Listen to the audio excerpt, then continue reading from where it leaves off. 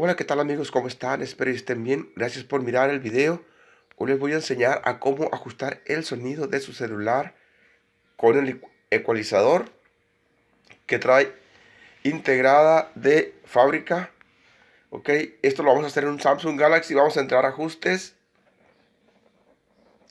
Una vez ya aquí en ajustes, nos vamos a ir a sonidos y vibración.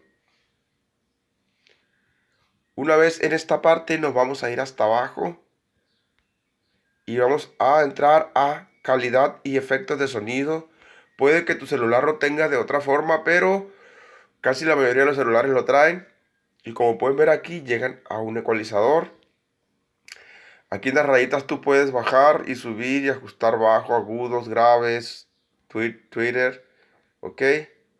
Yo lo tengo todo arriba porque mi celular, pues soy medio pobre y tiene una bocina media que no le funciona muy bien y pues se escucha muy bajito. Y aquí también en el ecualizador puedes entrar y agarrar el mejor sonido que te guste de estas formas que están aquí, que son Pop, Clásica, Jack, Rock. Vamos a ir hacia atrás. Y también puedes conectar auriculares, ya sea de los normales o de Bluetooth, y se van a activar estas casillas.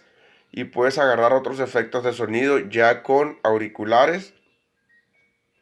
Y puedes también, si se escucha muy feo de tu celular, puedes calibrarlo con auriculares y empezar aquí.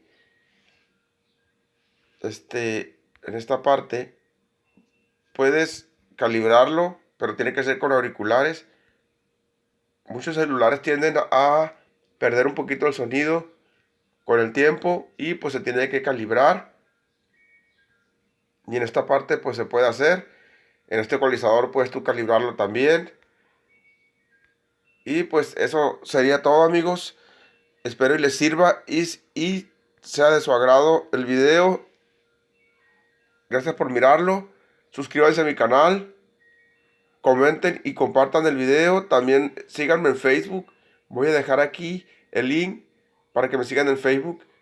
Y también se suscriban a mi canal de YouTube.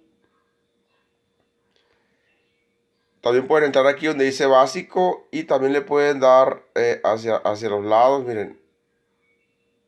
Todos los celulares deben de traer esto. ¿Ok? Todos.